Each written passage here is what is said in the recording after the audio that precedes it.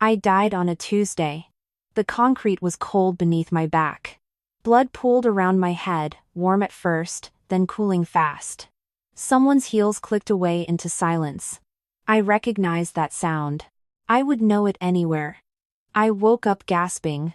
Sunlight, not fluorescent light. Birds, not sirens. My hands were smooth. No scars. No broken knuckle from the fall 3 years from now. There was one thing I didn't know yet that morning, but I'll get to that. I sat up in a bed I hadn't slept in for years. My childhood room. The wallpaper still had its yellow stain near the ceiling. My father's house smelled like coffee and old wood. I breathed it in like a drowning woman breaks the surface. 26 years old again. 3 years before the fall.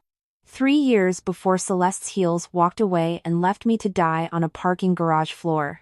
I looked at my hands for a long time. Then I laughed. It came out wrong, cracked at the edges. My phone buzzed on the nightstand. A text from Celeste. Sweet. Syrupy. Fake. Morning. Sis. Dad wants us all at breakfast. Big announcement. I already knew what the announcement was. I'd lived through it once. My father was signing over operational control of Vale Textiles to a family committee. That committee would become the machine that buried me alive in paperwork and lies. Not this time. I got dressed slowly. Gray blazer. Low heels, hair pulled back. Last life I dressed to be liked. This life I dressed to be underestimated. There's a difference, and it matters more than people think. Downstairs, the dining room smelled like burnt toast and my stepmother's perfume. Rose, heavy and cloying. That perfume made my stomach turn now. It was the last thing I smelled before the men grabbed me in the parking garage. I sat down. Diane looked up and smiled with her mouth only. There she is. Our little workhorse. Morning, Diane, I said. Celeste breezed in behind her, blonde and bright and empty. She kissed my father's cheek, then mine, cold lips against my skin. In my past life, I believed that kiss meant something. It didn't. Nothing about her ever did. My father cleared his throat. I have news, he said. I'm bringing someone into the business. A partner. Julian Cross. The name hit me like a fist to the sternum. Julian Cross. The man whose cologne, sandalwood, and something metallic underneath I would smell in my nightmares for the rest of that short, stolen life. I kept my face still. I had gotten good at that, dying slowly for 6 months before the end. Julian Cross, Celeste repeated, testing the syllables like candy. The investor? The one from the Ashford deal? That's him, my father said, beaming. He'll be joining us for dinner Friday. 3 days. I had 3 days before Julian Cross walked back into my life wearing a $2,000 suit and a smile built entirely out of lies. Last time, I fell for that smile. This time, I already knew what was underneath it. Offshore accounts. A debt to men who didn't forgive debts. A body count nobody had found yet, because nobody had thought to look. I excused myself before breakfast ended. My hands were shaking under the table, but nobody could see that. I made sure of it. Upstairs, I opened my closet and pulled a shoebox down from the shelf. Inside was nothing this life. Nothing had happened yet. But last life, this box had held the beginning of everything I lost. Rings. Photos. An engagement announcement clipped from the society page. This time, the box would hold something else entirely. I sat on my bed and made a list in my head. Lawyers. Bank records. The private investigator my father used to hire, back before Diane convinced him it wasn't necessary anymore. A man named Marcus Webb, who I remembered from a courtroom I never got to reach. In my past life, I found out about Julian's offshore account too late. This time, I had 3 days to get ahead of him. I picked up my phone and dialed a number I had memorized in a life that no longer technically existed. Webb and Associates, a voice answered. I need to speak with Marcus Webb, I said. Tell him it's about Julian Cross. There was a pause on the line. And you are? Nora Vale, I said. He doesn't know me yet. But he will. I hung up before the receptionist could ask anything else. My heart was hammering, but my face in the mirror across the room looked calm. Almost bored. I'd learned that from dying.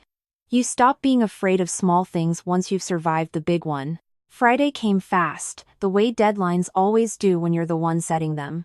I dressed carefully that evening. Not to impress Julian. To disappear next to him. Celeste wore red, tight and low-cut, her mother's diamond earrings catching the chandelier light. I wore navy. Quiet.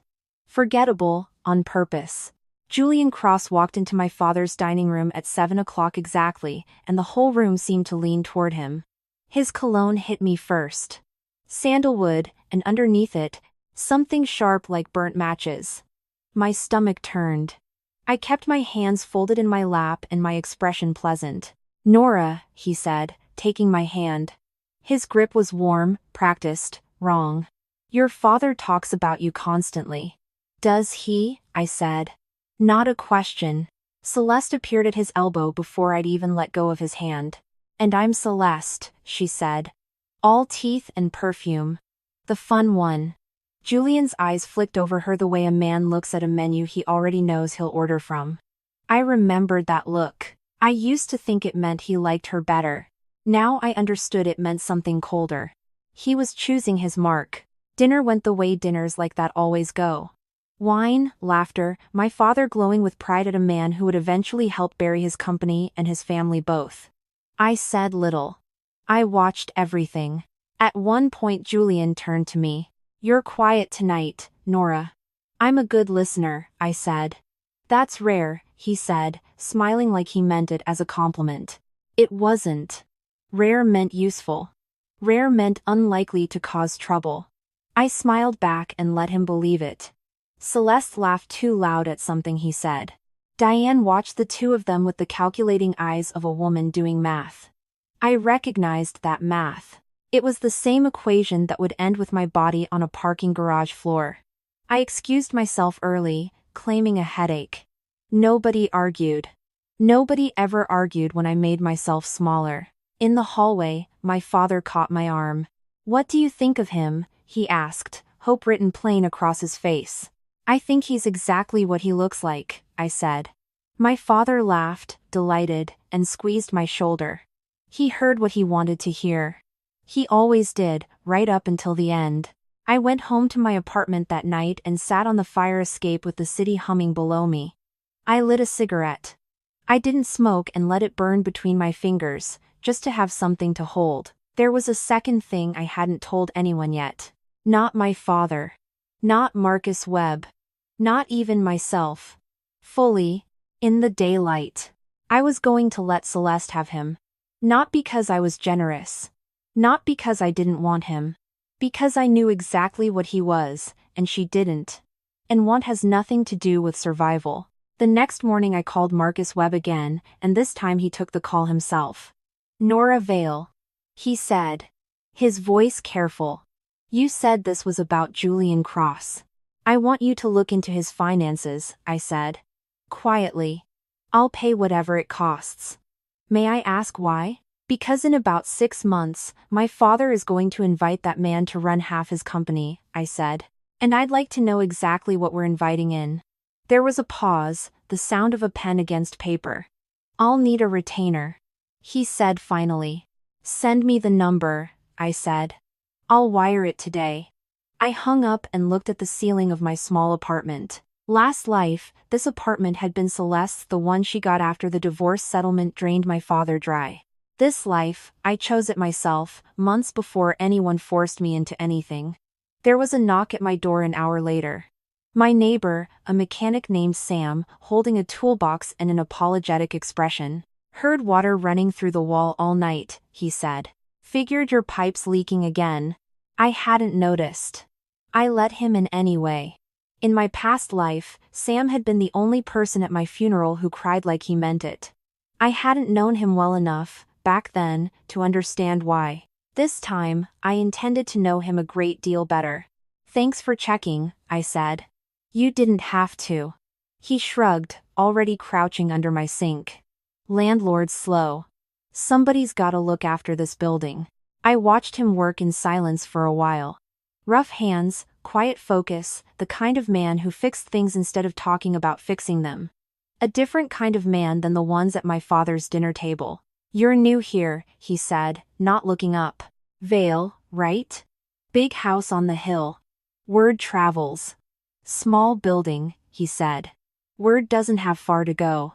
I almost smiled. Almost. I was still learning how to let myself feel things again without flinching.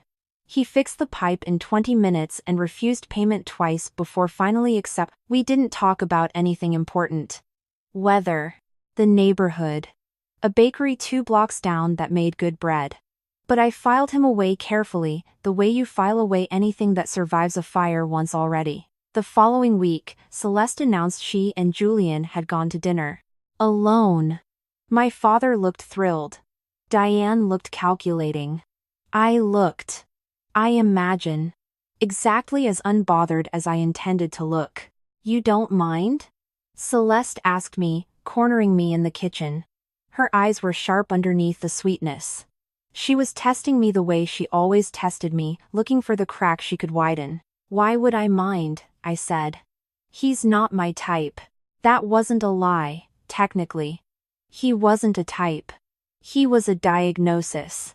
Celeste's smile widened, victorious, and a little cruel around the edges. "I just thought.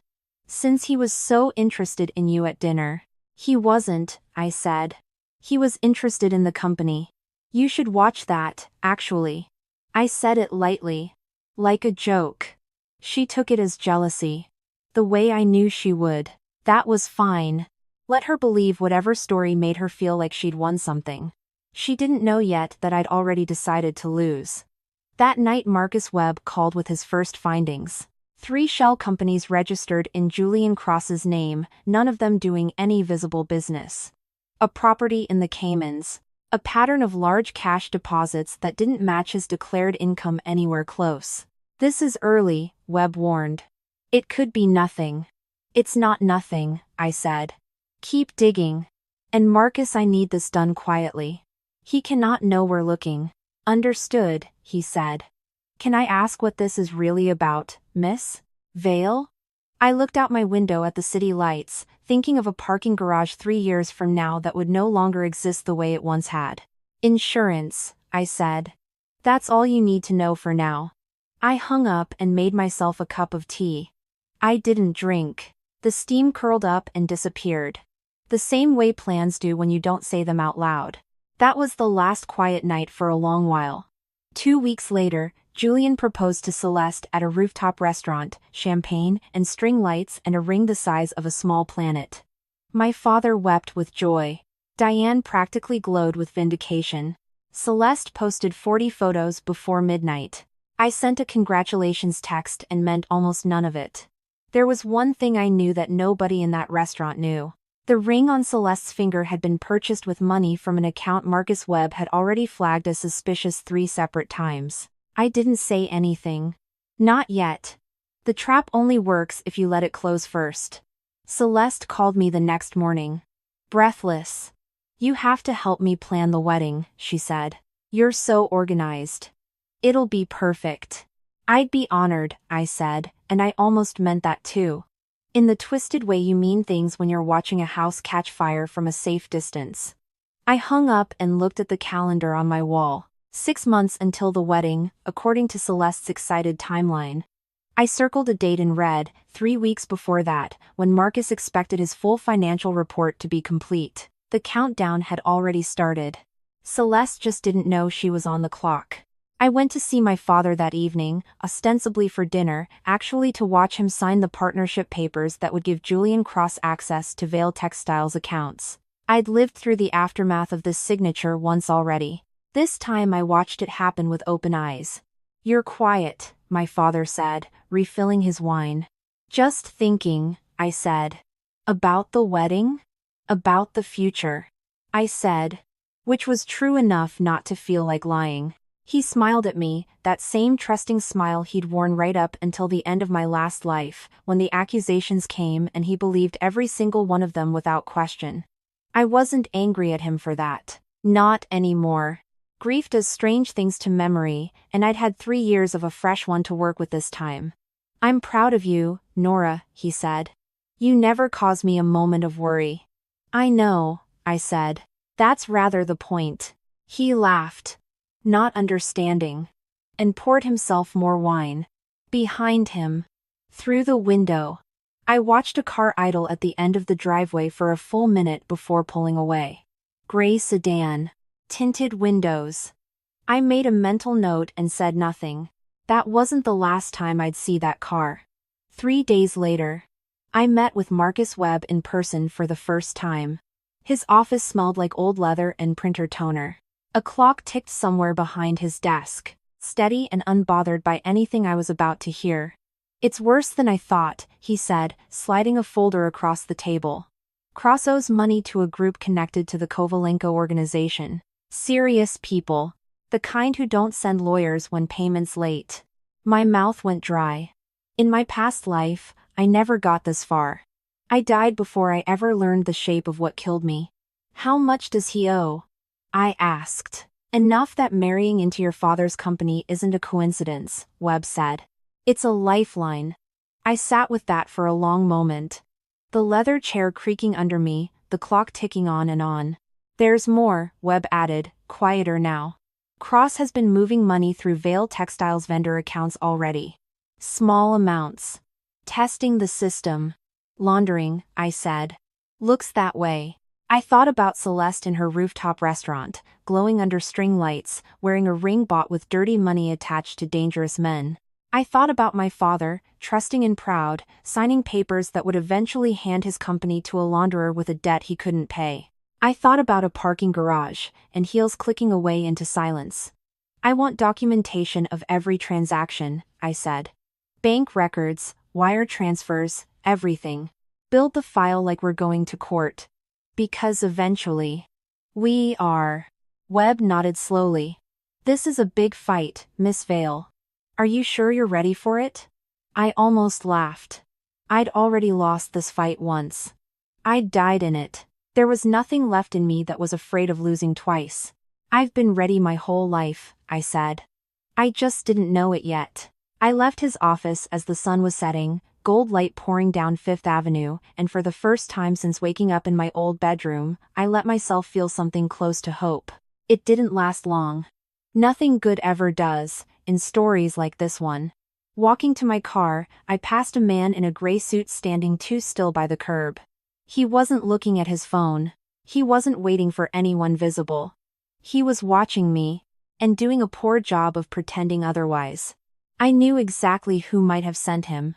I got in my car and didn't look back, though my hands were tight on the wheel the whole drive home. The wedding planning consumed Celeste's every waking hour after that. Cake tastings. Venue tours. A guest list that grew longer every week, as if more witnesses could somehow make the marriage more real. I attended every meeting she asked me to. I smiled at every dress she tried on. I complimented the flowers, the invitations, the ridiculous ice sculpture she wanted shaped like a swan. You're the best sister ever. She told me one afternoon, hugging me tight enough to hurt. Her perfume rose, always rose, filled my lungs and made my stomach lurch. I try, I said, into her shoulder, my face carefully blank where she couldn't see it. That evening, Sam knocked on my door again, this time with no plumbing excuse at all. Brought bread, he said, holding up a paper bag. From that bakery. Figured you could use it. I let him in, and we ate at my kitchen counter, and for an hour I didn't think about offshore accounts or gray sedans or a man in a suit watching me from the curb. You seem tired, Sam said eventually, watching me over his coffee. Big few months, I said. Wedding stuff? Something like that. He didn't push, which I appreciated more than I let on.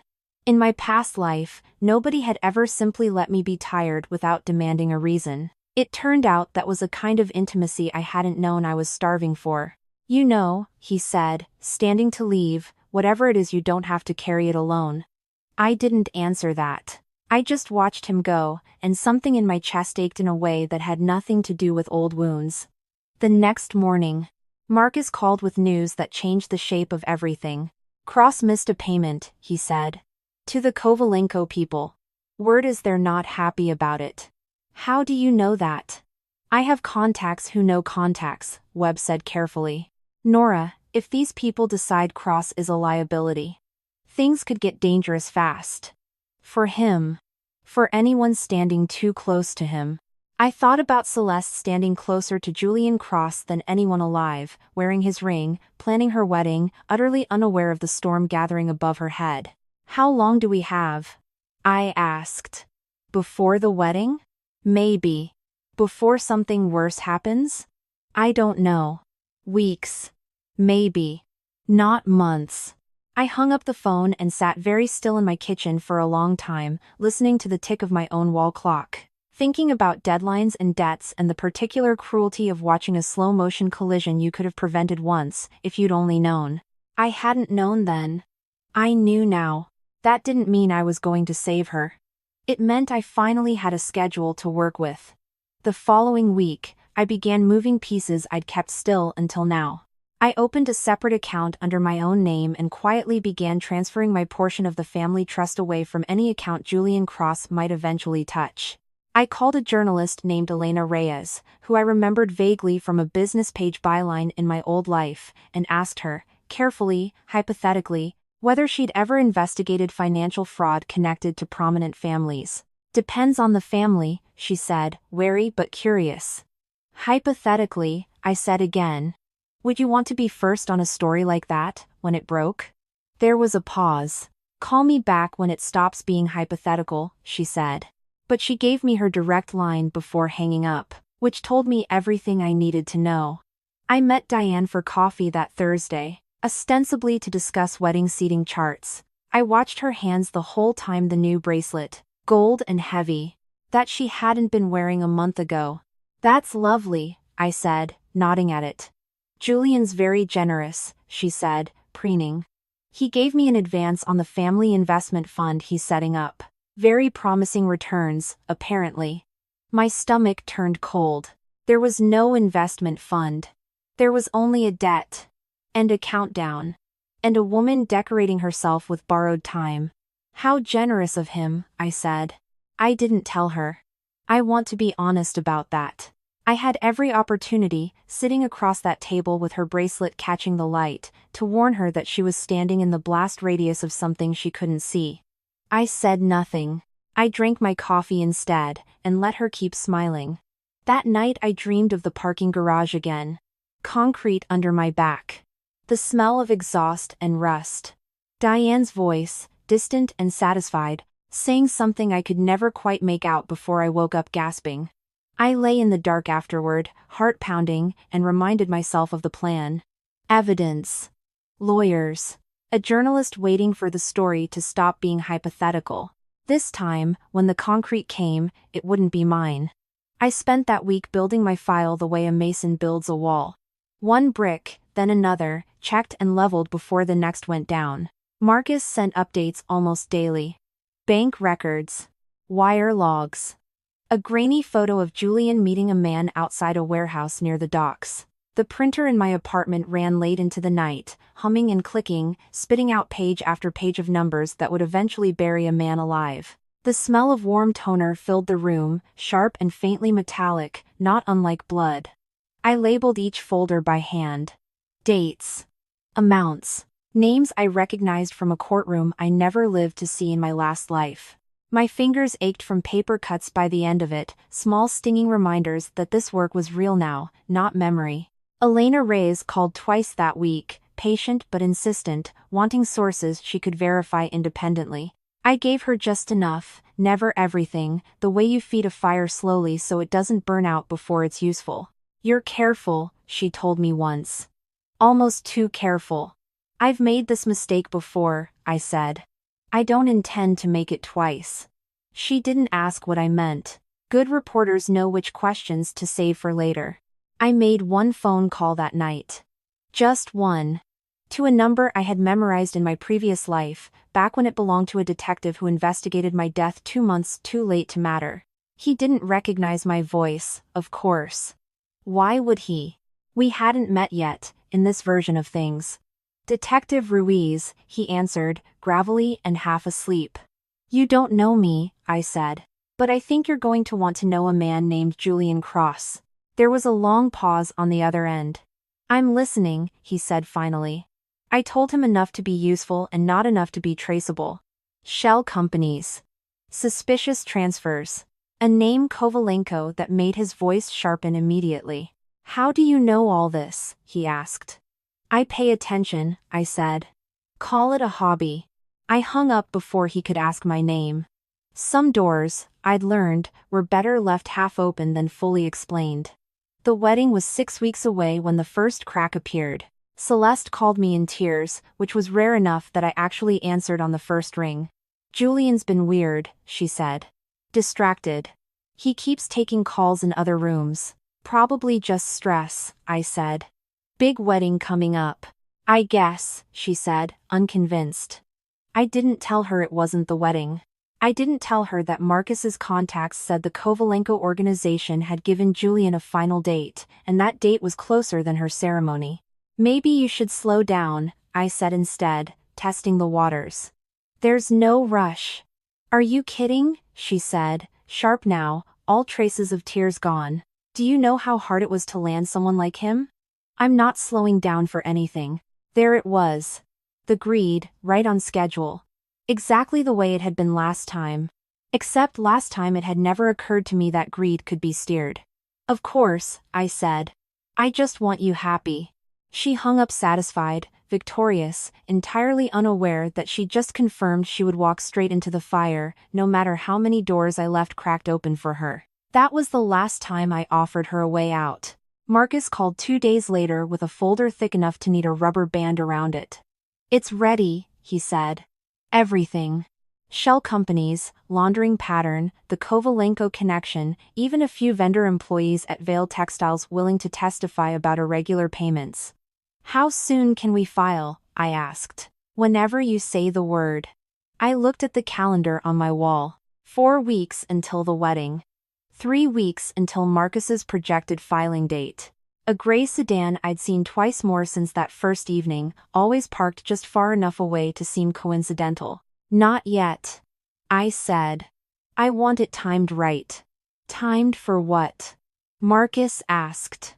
I thought about Diane's bracelet and Celeste's ring and my father's proud, trusting smile.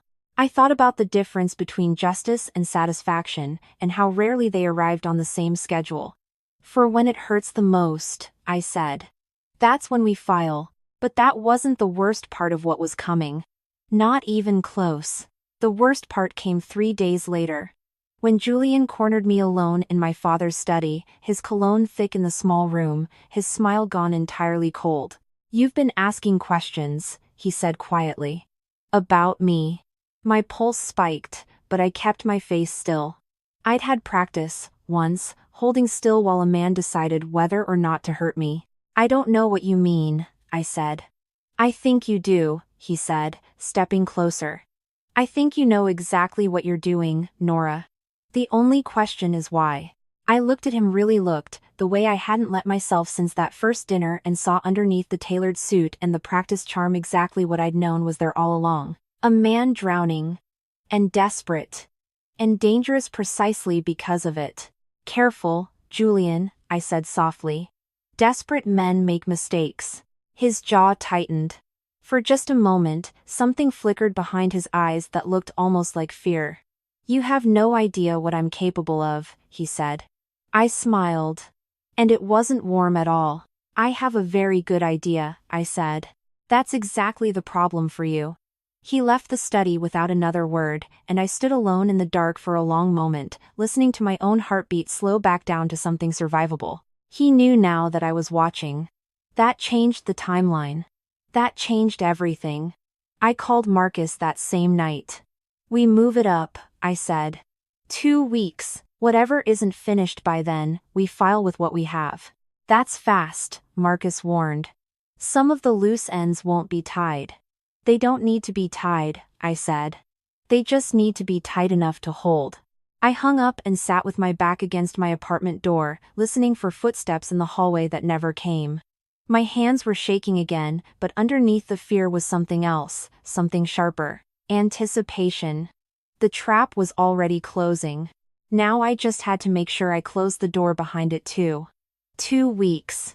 That was all the time left before the concrete, or the courtroom, or whatever ending was waiting at the bottom of this particular fall. I intended to make sure it wasn't mine this time. I didn't sleep much after that.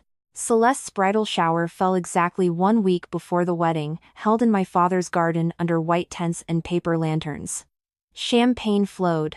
Laughter rang out over the roses. Diane wore her gold bracelet like a trophy, and Celeste glowed in white lace, radiant with a happiness built entirely on sand. I stood near the back with a glass I wasn't drinking, watching Julian work the crowd, his cologne cutting through the garden sweetness whenever he passed.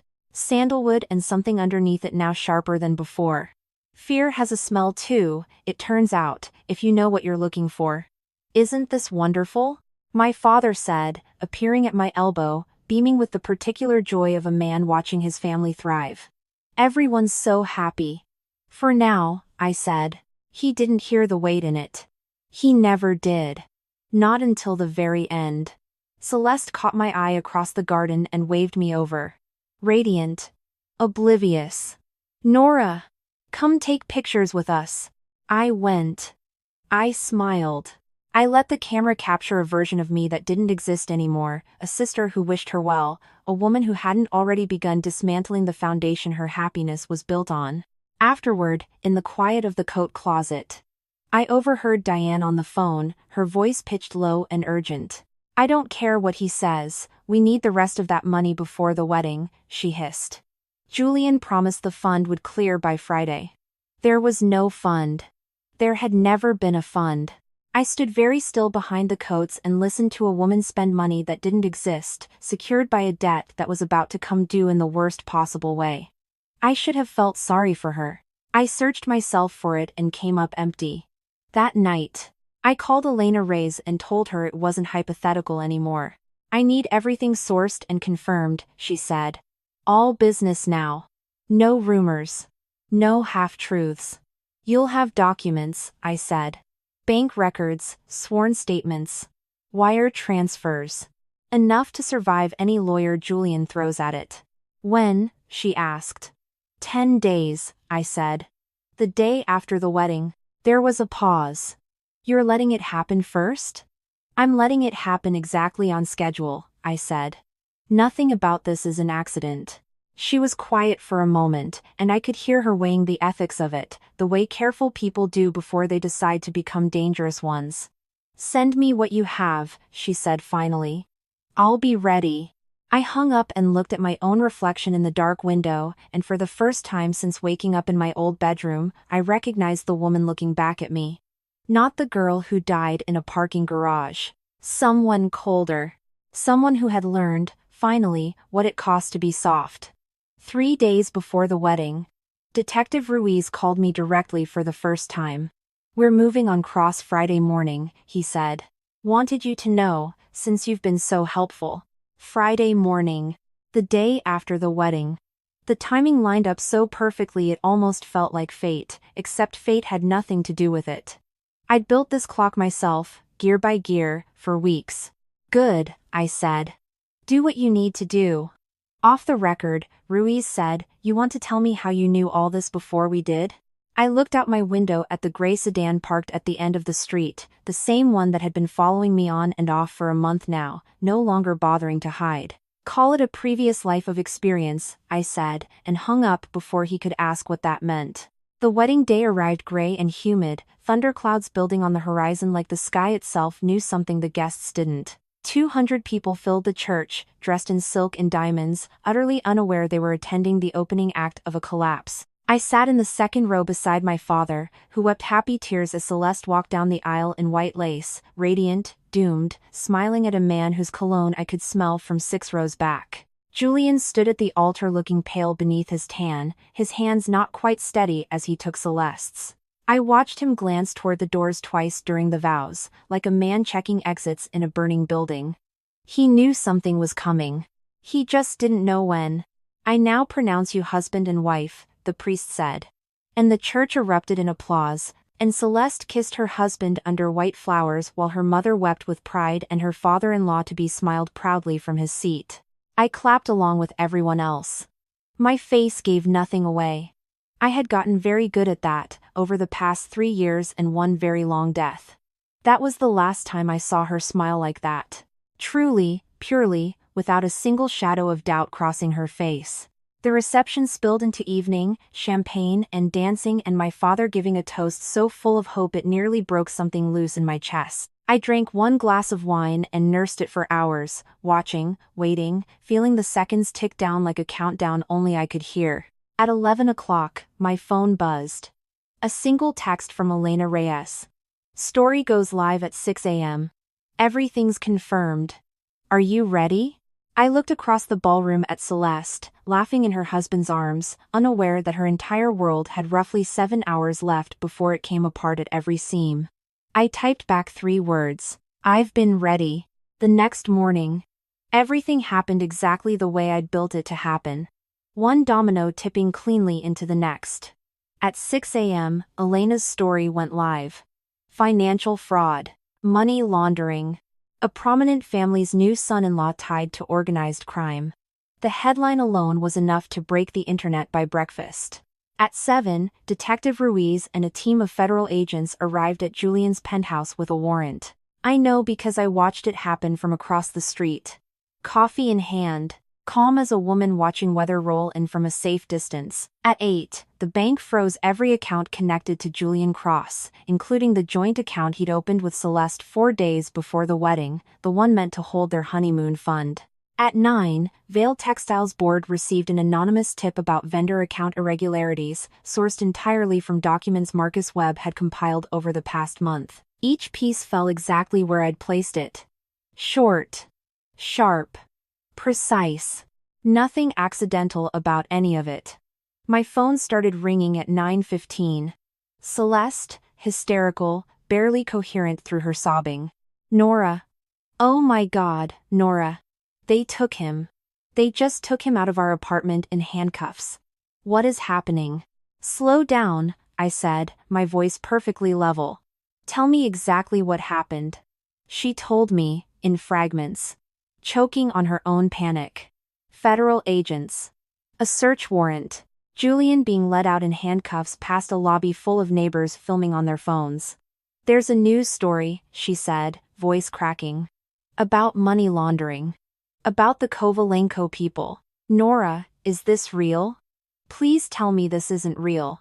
I closed my eyes for a moment, standing in my kitchen. Sunlight pouring through the window like nothing terrible was happening anywhere in the world. I don't know, I said. But you should probably talk to a lawyer. It wasn't a lie, exactly.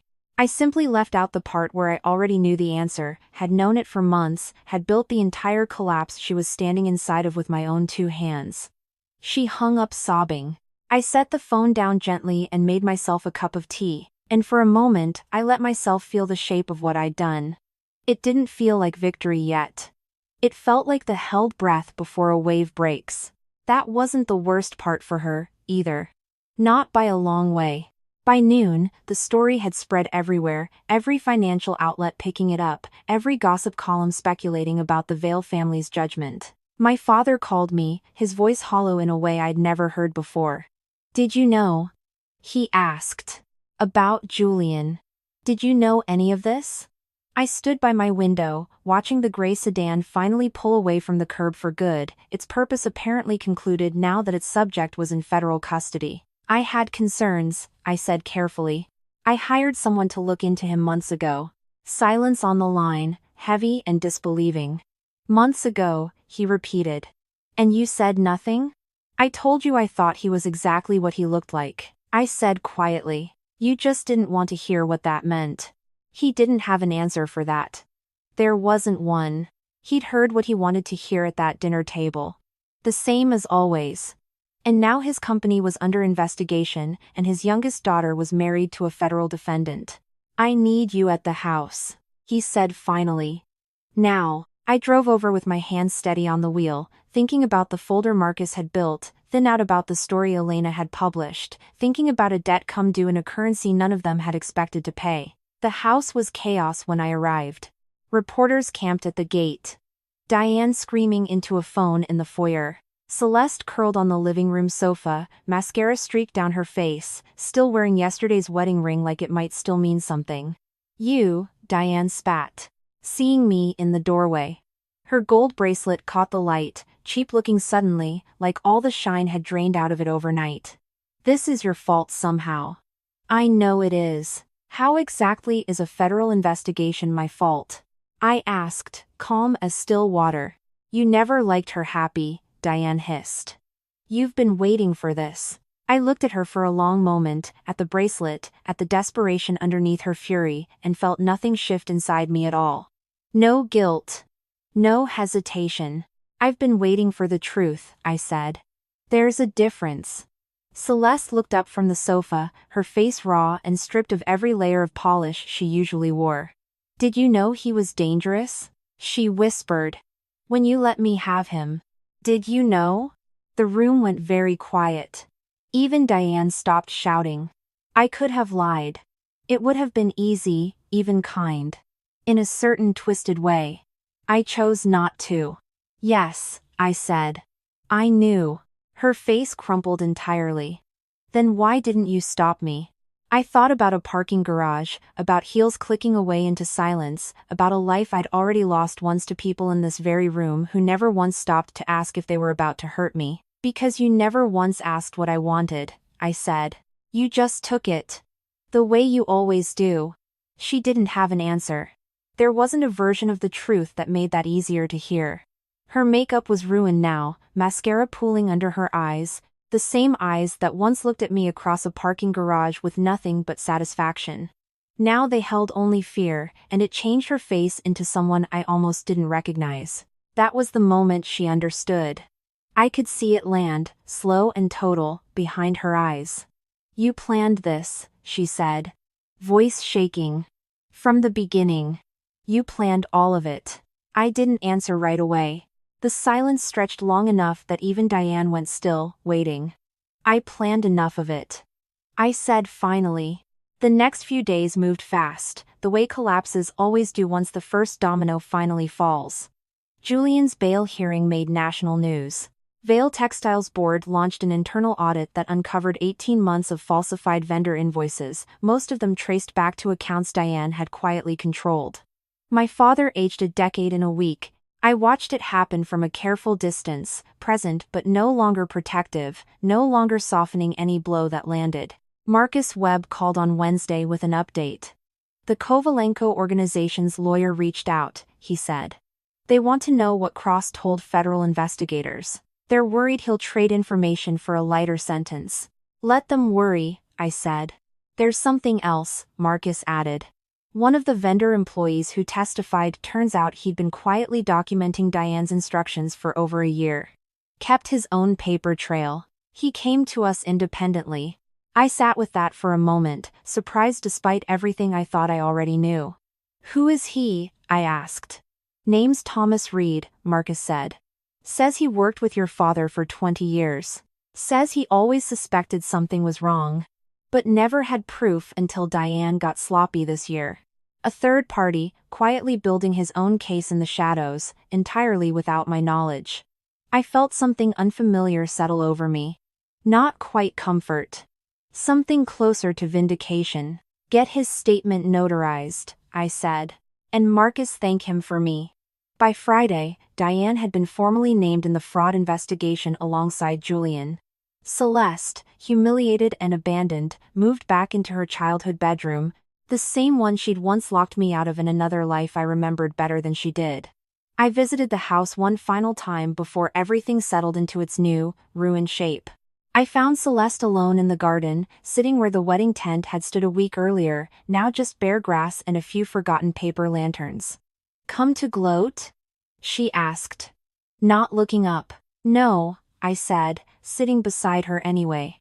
We sat in silence for a while, the late afternoon light turning gold around us, the same light that had once fallen on white lace and champagne glasses, and a happiness that had never been real to begin with. "I keep thinking," she said finally, "that if you just told me, none of this would have happened." "You wouldn't have listened," I said. "You never did. You don't know that." "I do, actually," I said. I've had a lot of time to learn exactly how you listen. She turned to look at me then, something guarded and afraid in her expression, like she was seeing me clearly for the first time in either of our lives. What does that mean? She asked. I looked out at the garden, at the empty space where the tent had stood, and decided the truth had waited long enough. It means I've done this before, I said. This exact conversation. In a life you don't remember. She stared at me like I'd lost my mind, and in a way, I understood why. There was no way to make what I was about to say sound sane. I died, I said, simply. 3 years from now, in a version of this life that doesn't exist anymore. You and your mother framed me for embezzlement. Julian's men killed me in a parking garage before I could clear my name. The color drained entirely out of her face. You're insane, she whispered. Maybe, I said. Or maybe I woke up 3 years earlier than I should have, and decided this time I wasn't going to be the one who fell. She didn't say anything for a long moment. The garden was silent except for wind moving through the paper lanterns, a soft rustling sound like something delicate coming apart. So you let me marry him, she said slowly. Knowing what he was, knowing what would happen to me. I gave you every chance to slow down, I said. You wanted the ring more than you wanted the truth. That's not fair. No, I agreed. It isn't. Neither was watching you laugh while I bled out on concrete. She flinched like I'd struck her. I didn't do that, she said, voice trembling. Not yet. Not in this life. No, I said quietly. You didn't. Because I made sure you never got the chance. I stood up to leave, and she caught my wrist. Desperate now. All her earlier fury drained into something closer to pleading. What happens now? She asked. To me? I looked down at her hand on my wrist, remembering another hand, another moment, another version of us where the power had belonged entirely to her. Now you find out what it's like, I said, to lose everything and have no one to blame but yourself. I walked away and didn't look back, though I heard her crying behind me, soft and broken among the abandoned paper lanterns. That was the last real conversation we ever had. My father summoned me to his study 2 days later, looking older than I'd ever seen him, gray at the temples in a way that hadn't happened yet in this timeline until now. The board wants me to step down, he said quietly. Given the scandal. They think fresh leadership might restore confidence. What do you want? I asked. He looked at me for a long moment, something searching in his expression. I want to know how you knew, he said. All of it. Before any of us. I sat down across from him, folding my hands in my lap, and decided he deserved at least part of the truth, even if not all of it. I've always paid closer attention than people gave me credit for, I said. You taught me that. Actually. Watching you build this company from nothing. He studied me for a long moment, something shifting behind his tired eyes. The board wants someone they trust to take over, he said slowly. Someone who saw this coming when no one else did. I felt the shape of the offer before he finished saying it, and understood, finally, that everything I'd built over the past few months had been leading here all along. You're not asking Celeste, I said. Celeste can't run a coffee order right now, he said, with the first flicker of dark humor I'd heard from him in weeks. I'm asking you, Nora. I sat with the offer for a long moment, feeling the weight of it settle into place like the final piece of something I hadn't fully realized I was building. I'll need full authority, I said. No committees. No second guessing. Done, he said, without hesitation. I nodded once, and something inside me finally exhaled, 3 years of held breath released all at once. That was the second thing I hadn't told anyone yet. That every step, from the moment I woke up in my old bedroom, had been building toward exactly this outcome. 6 weeks later, I stood in my father's office, my office now signing the paperwork that formally transferred operational control of Veil Textiles into my hands. The board had approved it unanimously, grateful to have someone steady after months of chaos. Julian's trial date was set for the following spring. Diane faced her own separate charges. Out on bail, her gold bracelet long since sold to pay legal fees. Celeste had moved across the country to stay with a cousin, unwilling to face the wreckage she'd helped create. I didn't chase her down for a final confrontation. There wasn't anything left worth saying. Marcus Webb stopped by my new office that afternoon, folder in hand, though this one held only good news for once. Cross's lawyer is pushing for a plea deal, he said. Full cooperation with prosecutors in exchange for a reduced sentence. He's naming names all the way up the Kovalenko chain. Good, I said. Let it all come down. There's something else, Marcus added, hesitating slightly. During discovery, they found records showing Cross had been planning to target your family specifically. Someone tipped him off, years ago, about your father's company being an easy mark. My chest went tight. Who tipped him off? Marcus met my eyes carefully. The records are old. Vague. But the timeline suggests it happened around the time your mother passed away. Someone close to your father, feeding information to men like Cross for years, waiting for the right opportunity. I sat very still, processing the shape of something I hadn't fully seen before. Diane hadn't married my father out of love, or even opportunity alone. She'd married him already connected to the very network that eventually devoured us. The whole architecture of my old death suddenly looked less like an accident and more like a plan that had simply taken longer to execute than anyone intended. So none of this was ever really about Celeste at all, I said slowly. Looks like she was just the delivery method, Marcus said grimly. Diane built the bridge. Cross was always going to walk across it eventually. I sat with that revelation for a long time after Marcus left, staring out the window at the city below, feeling the last piece of the puzzle click quietly into place. I hadn't just stopped an accident.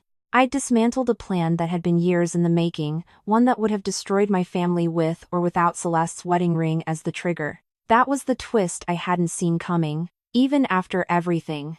Even after dying once already to learn the shape of my own downfall. Sam found me on my fire escape that evening, a bottle of wine in one hand, 2 glasses in the other. Big day, he said, settling down beside me. Heard you're running the whole company now. Word travels, I said. Echoing his own words back to him from months ago. Small building, he said, smiling. Word doesn't have far to go. We drank in comfortable silence for a while, the city humming below us, gold light fading slowly into blue. You seem different lately, he said eventually. Lighter, maybe. Like something finally let go.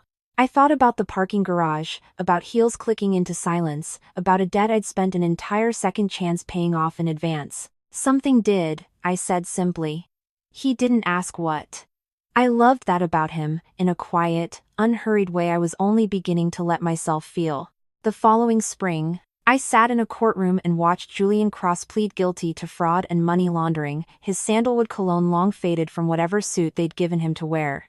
Diane received a lighter sentence in exchange for testimony against him, though her career, her marriage, and her reputation were already ash by then regardless. Celeste didn't attend either hearing.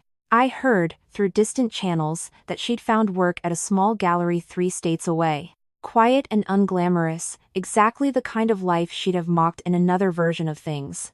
I felt nothing when I heard that. Not satisfaction. Not pity. Just the quiet stillness of a debt finally settled. My father recovered slowly, leaning on me more than he ever had before, trusting me with a version of himself he'd never shown when I was simply his overlooked older daughter. I should have listened to you sooner, he told me once, sitting in the garden where the wedding tent had stood a year earlier.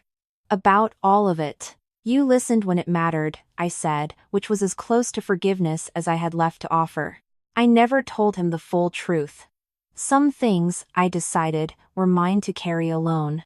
A year after I woke up in that old bedroom, I stood on the same fire escape, watching the sun set gold over a city that no longer felt like a countdown to anything. Sam sat beside me, his hand loose and warm around mine, no urgency in it at all. Penny for your thoughts, he said. I thought about concrete, and cologne, and heels clicking away into silence. I thought about a debt I'd paid in advance, and a family I'd rebuilt on my own terms, brick by careful brick. Just grateful, I said. For second chances. He smiled, not understanding the full weight of it, and I let him not understand. Some peace doesn't need explaining. It just needs to be felt. The sun dropped lower, warm against my skin, gold and easy and entirely mine. Somewhere below, the city kept moving, indifferent and alive. The way cities always do. I closed my eyes and breathed it in. No exhaust. No rust. No cologne. Just warmth and wind. And the particular quiet of a life finally lived on my own terms. I didn't forgive them. I never claimed I would. But I stopped carrying them, and that turned out to be its own kind of freedom. If you were me, would you have saved her? Or walked away? Tell me in the comments. Where are you watching from?